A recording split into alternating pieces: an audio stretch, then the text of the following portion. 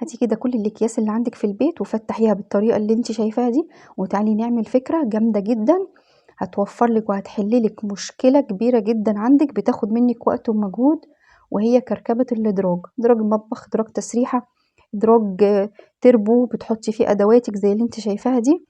وتعالي بالكيس البلاستيك هتنظمي وهتخلصي كل الكراكيب اللي انت شايفاها دي في ثواني. طبعا مش هننظم الكراكيب في الاكياس ونحطها في الادراج، لا مش الفكره كده خالص.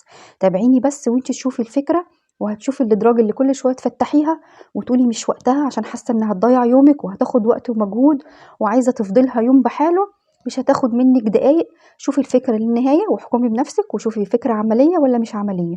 هاتي كده بس كل الاكياس وطبقي الفكرة دي على أي دراج عندك. لو دراج تربو بتتخلع زي كده، هاتيها كده وفرشي في الأرض، حطيها على السفرة واقعدي براحتك.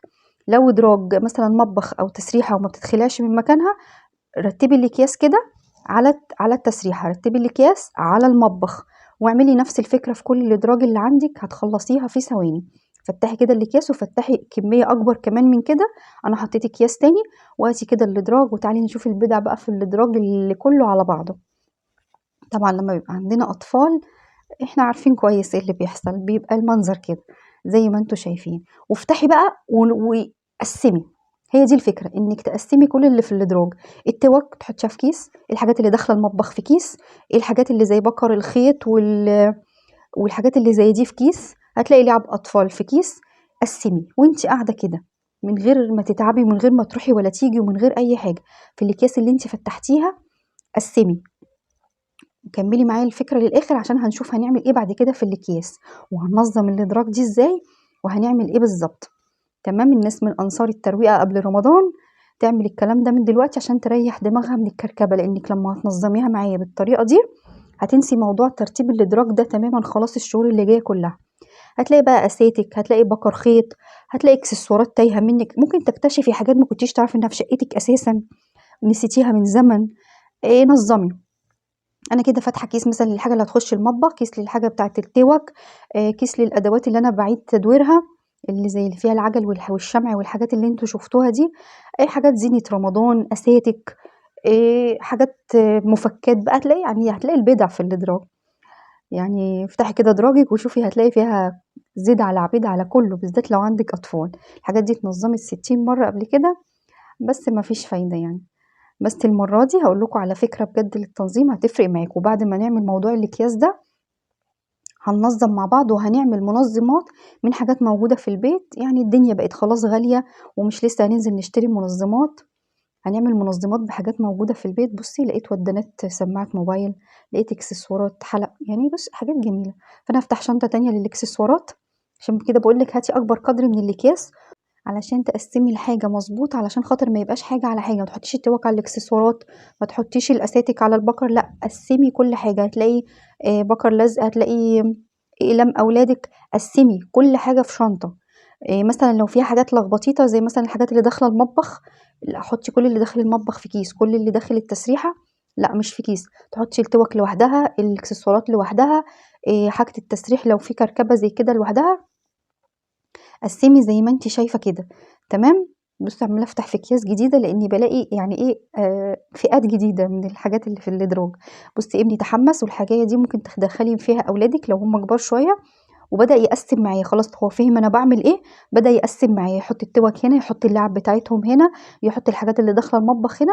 واهم ما في الموضوع تفتحي كيس للايه، للباسكتس يعني للزباله، تحطي فيه خلاص الحاجات اللي هترميها بحيث تخلصي الدرج. خلاص وفضيتي الدرج. بصي لقيت غطا لعبة كانت على طول بيقع منها الحجرة بتاعتها. بصي والله لقيت ترباس ومفصلات، يعني حاجات جميلة. وافتحي برضو كيس للحاجات اللي ممكن تبقى اللي هي زي المفكات والمسامير والحاجات اللي زي كده. بصي ابني تحمس ودخل معي. قعدي اولادك بقولك فريشي بقى في الارض، حطي على التسريحة، حطي على السفرة براحتك. وكيس للباسكت. وفي الاخر هتخلصي هتلاقي الدرج فضي، خديه بقى اغسليه لو هو بيتغسل، امسحيه لو هو ما بيتشالش من مكانه ويتمسح. وهنلم الاكياس دي مع بعضينا وهنشوف هنعمل فيها ايه. بس لو ما كنتيش عملتي لايك روحي بقى اعملي لايك. مستنيه ايه؟ انا مش عارفه. يلا لايك كده عشان الافكار توصل لناس كتير، عشان الفكره دي بجد. بصي وانا قاعده درج في التاني في التالت هتلاقيه خلص في نفس الاكياس وخلاص قسمتيهم ورتبتيهم. هتقفلي كده الاكياس بتاعتك وتربطيها.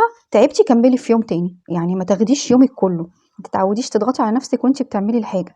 ما تعبتيش تمام، خدي بقى حاجه التسريحه وديها التسريحه، خدي حاجه المطبخ دخليها المطبخ، الحاجات اللي داخله البلكونه تخش البلكونه، الاكسسوارات في منظم الاكسسوارات.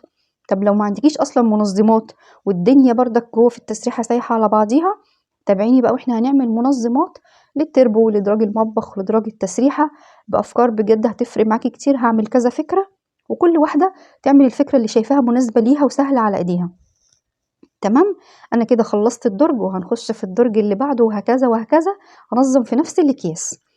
تمام. وكده خلاص انا عندي الحاجه كلها متقسمه خلاص، انا عارفه فين التوك، عارفه فين البكر، عارفه فين اكسسواراتي، عارفه فين اللعب، عارفه فين، بصي الحاجات دي المظات وحاجات كده واكسسوارات انا ايه، باشتغل بيها أعمال يدوية وكده، باحطها بردك في حاجة لوحدها.